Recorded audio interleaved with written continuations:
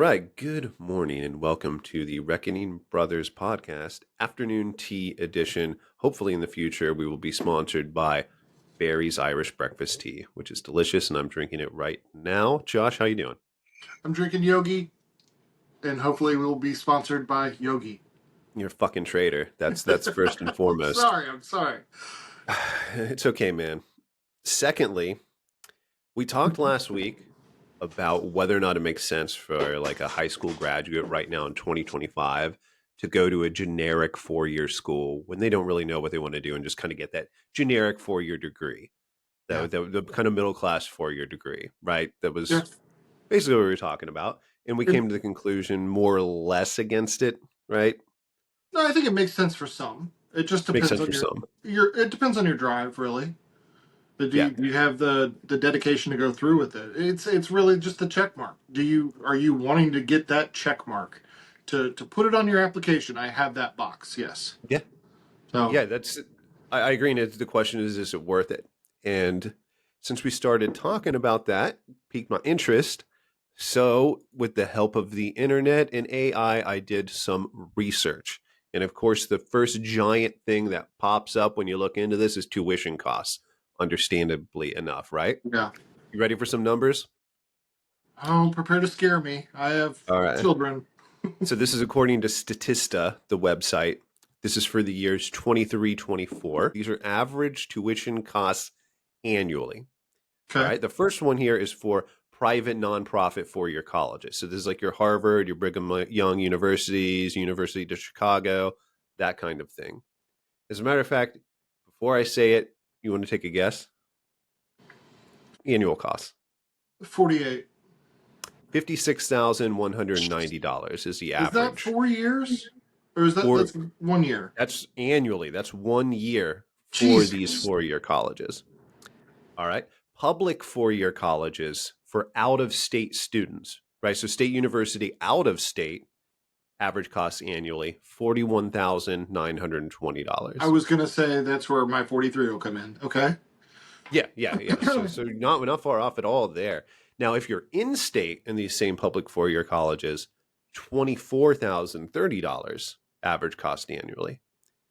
And the best deal, of course, to your community college in district, if you're an in district student, $13,960. So I think drastic. that's high. That's got to be high. It seemed a little high too. So, but I kind of thought, okay, these are averages. Yeah. So there's got to be something maybe throwing that average off. Certain Yeah. 2-year technical But schools might have a higher value or something. okay, well, you got to think about inflation too. But Mm-hmm. I haven't been in college. I went to a community college at first, and I did a transfer to a 4-year, and that cost was significantly cheaper than 13K a year. So It was for me but too. that was 10, 12 years ago. Well, a lot of the skyrocketing's been fairly recently too. We were talking about whether or not it's worth it.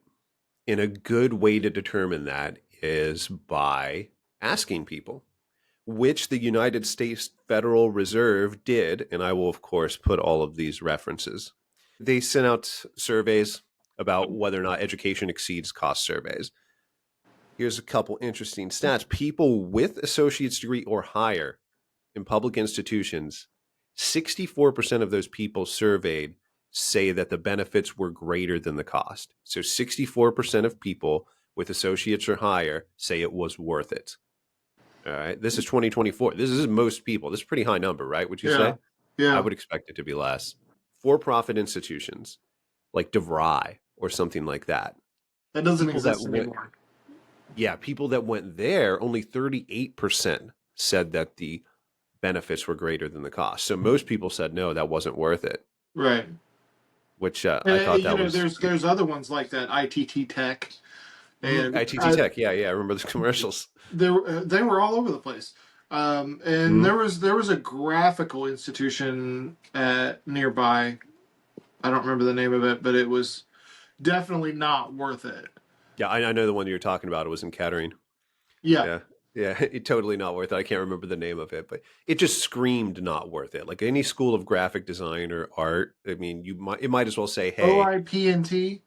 OIPNT, yeah, that's another one.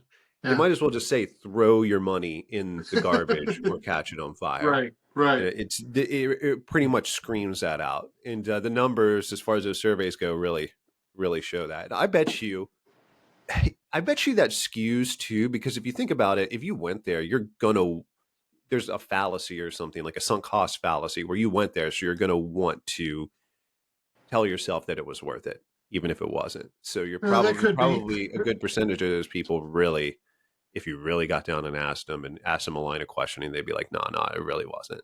That could That's be. just my And instinct. I don't want to disagree with the Republican platform, but this is one of those places where I do. Cool. And I do like what Biden has done through his presidency to relieve some of those costs Mm. for these poor for-profit schools that just raked in the cash and there is nothing to show for it for these students that went through there. And Mm. I don't remember the last number I saw, but it was pretty substantial where he has relieved them of their burdens with the student loans. But that's the one place I disagree with the Republican platform. But it's capitalism. It's the nature of the beast, right? But I bet you disagree on more stuff with the Republicans if we really asked you. I Well, bet you. I bet you. from the standard rigid party lines, that's where I differ a little bit. They're big ticket, big talking point one. That's a big one, and you disagree. I get it. I probably side with them more than you do. I get it. I get it. They seem predatory, almost like a predatory loan kind of They're place. absolutely I predatory. get it. They're balloon And, loans. and one thing I never thought about before is I appreciate you having a difference between for-profit and not-for-profit schools. Yeah. I think, yeah, they're like night and day, really. And I didn't think about that at all till I started doing this research. They are night and day in a lot of ways. But yeah, I guess I have some sympathy because who knows? You don't know dick when you're 18, You and don't. You really don't. experts are trying to get you to sign up for this type of stuff. People that they train in the psychology of getting a ignorant 18-year-old kid to sign their life away. It's buying a car. You're talking to a used car salesman. Yeah, it's not far off from that. You're absolutely right. So yeah, I understand having some sympathy, but it's just it's also you reap what you sow. But yeah, I could see there's a lot in the margins that we could do. I have some sympathies, but there's also a lot of people that come from wealth, that come from money, that are able to afford it, and also get some of that relieved that I don't really like. But then you get into the arguments of where do you draw the line, and Right. should these things do have to be universal? So it can get really complicated. But I definitely accept and have sympathy with your point for sure. Josh, you know what the Bureau of Labor Statistics is, right? Yes. Okay, so they have a fun chart, and by fun I mean not fun at all, but informative. So this is as of 2023. They have a chart that goes over earnings and unemployment rates by educational attainment. So if you have a high school diploma, average weekly salary, this is weekly earnings, right? The median is $899 a week for a high school diploma. Guess what it is with a bachelor's degree? I don't know if I So can do a comparison because it's based upon is that person have a trade? Uh, are they in plumbing? Are they in electrical? Is the person that is in the with the degree are they in a business? Are they a sole proprietorship? Do they what? this is I just don't know. this is I a know. Bureau of Labor Statistics average I know, but across I can't annually. contemplate an average. $1,200. Let's say that. It's $1,493. So you're not too far off. That's a pretty significant increase. That's as of 2023. So the numbers are saying you make a hell of a lot more money with a bachelor's degree than with a high school diploma. Just on Unemployment rate average. on average. This is total average. Yeah. So, take it as that.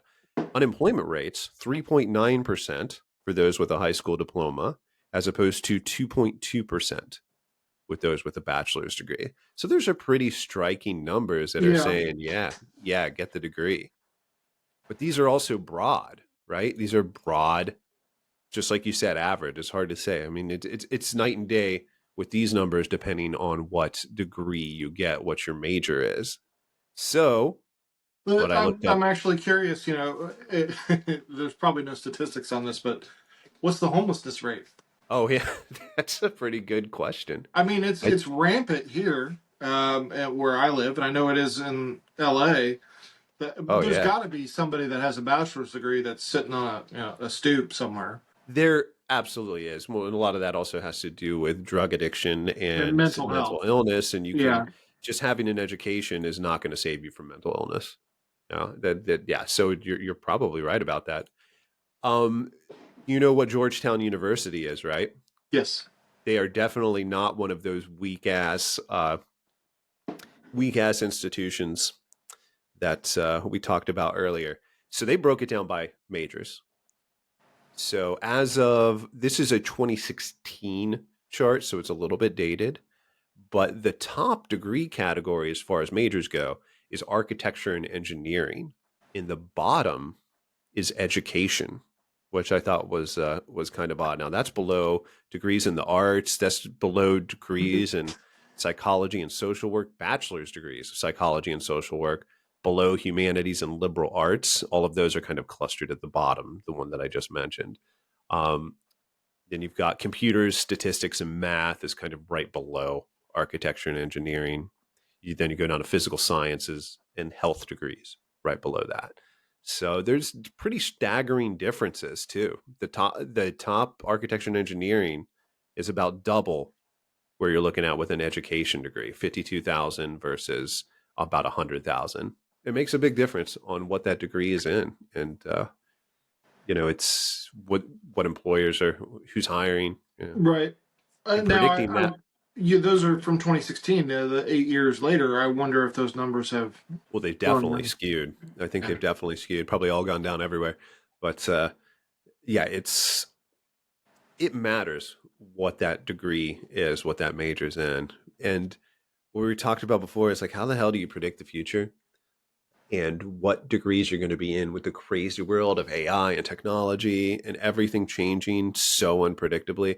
You can listen to future predictions by incredibly smart people that'll have complete polar opposite opinions of what the future is going to be. No jobs, dystopia. AI is going to do everything. So no one's going to have a job. End of fucking story. We need Yeah. universal basic income. We're all going to starve to death. And then you have AI is going to bring on a renaissance. There's going to be plenty of stuff to do. Performance is just going to be enhanced by AI across the board. And we're just all going to be basically superhumans. But there's going to be plenty of work created by this process for all of us. And you got people in the middle that say we're going to get to something pretty decent in the future, but it's going to go through a shitty process till we get there, and it's going to be a rough ride. But the prediction thing is, it's tough, man. It's really really tough. If you had to do it all over again, would you have gotten a bachelor's degree now? No, I wouldn't have continued on.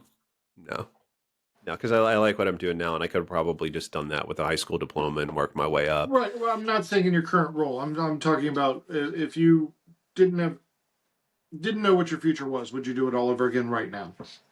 So if I was an 18-year-old in 2025, no, I don't think I would. I think I'd look at the writing on the wall. I'd probably find a trade, and then just save Yeah. my money. With my brain now, that's what I would think. But when I Right. was 18, I was pretty dumb, so I probably would have just made the same stupid ass mistakes as I did. I probably just repeat that same dumbass pattern all Yeah. over again. But probably, I want to talk about this more. I don't want to get into this really today, but because there's so much to the accreditation process, the differences between Yeah. college, how a college becomes accredited, the kind of cartel mindsets. All right, so I didn't want to get into anything too technical because we don't have too much time, but there's very interesting things about accreditation that we could For talk sure. about too. But here's kind of a smaller thing. And Our that's what the Biden employees, administration was trying to do was that those schools that weren't really accredited, they were giving relief there. which is fair. I think if you're going to find a dividing point, I think that's fair. Yeah. If you go to a 4-year state college and you pick a stupid major like many of my friends and myself did, even though it was a 2-year college, I don't have a whole lot of sympathy for that person. But if you get hoodwinked, it does seem more like you're getting hoodwinked if you go to a for-profit college. It really does. Not that there's not some people that get some value, but it's so much money to go to those things, and a lot of it is just you learn shit. Like we talked about certification before, and a lot of that stuff you could just get with certificate classes. Yeah. You know, Yeah. you don't need the whole thing. But that does bring me on to what I want to talk about next. Are employers really still looking for those generic 4-year degrees, or are they looking for equivalents like skill-based qualification and certification-based qualification? Forbes had a pretty good article about this. They were talking about companies that are making steps to reduce college requirements for some roles that had them before. They listed some of the top companies that have done this.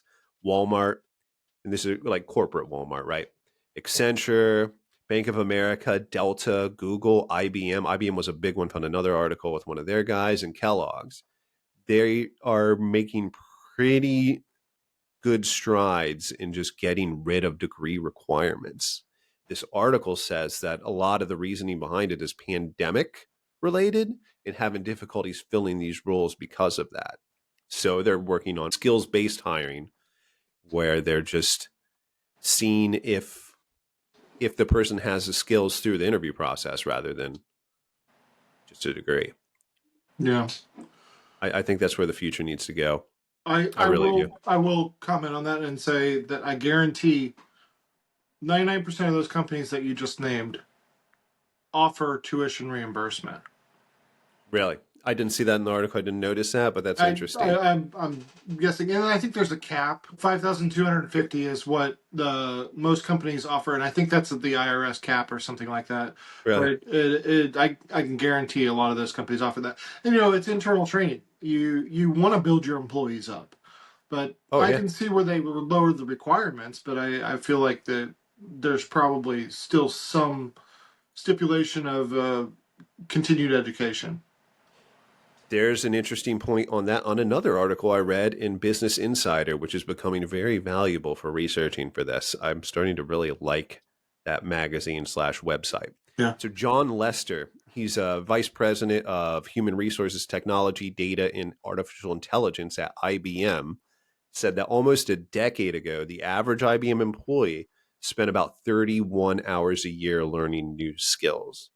Now they spend about 87 hours a year learning new skills. That's not necessarily going to school to learn it. It's just spent time out of your workday to learn new skills. Yeah. Right. So that's been a huge increase. And I'm sure that's technology related too, right?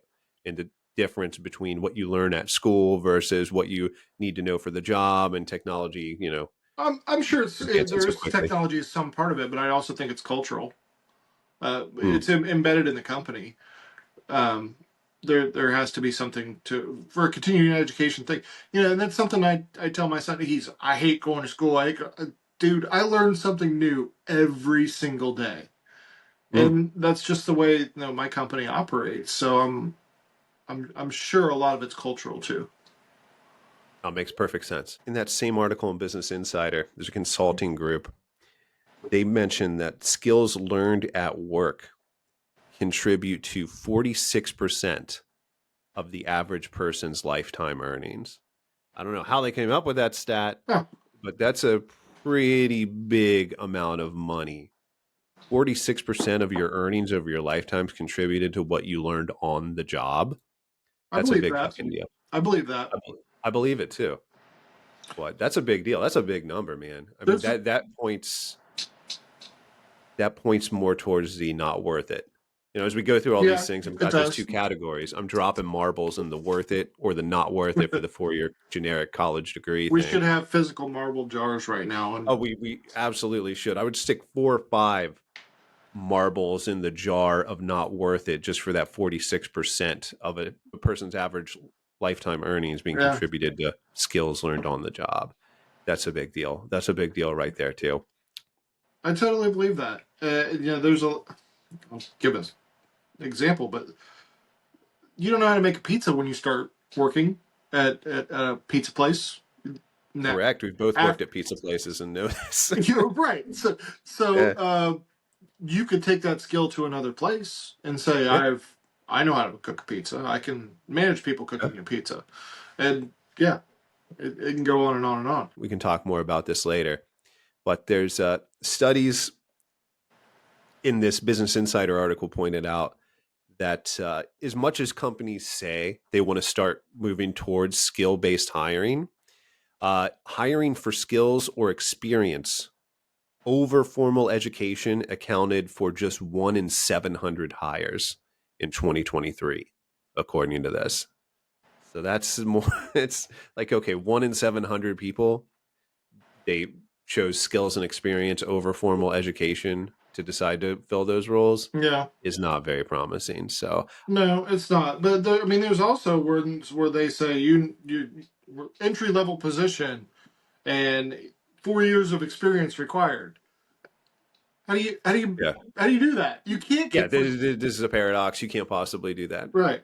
you know. And things are changing too, and things can change dramatically and rapidly. They really can. That's something that we're learning more and more over the past few years as we realize that we don't live outside of history.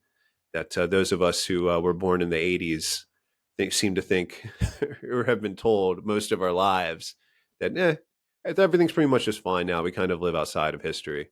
Democracy wins all the time. America wins all the time. And as things get crazier and crazier in the world, we learn we don't. Well, part of the positive side of that is we also learn that things can change dramatically, not just for the worse, but also for the best, hopefully. Right? Yeah. Anything else you want to add to the topic? No, I think we should continue on for part 3. Sounds great to We me. definitely got All some right, man. good back and forth here. Wonderful. All right. Well, cheers to you, man. Have a good rest of your day. You too.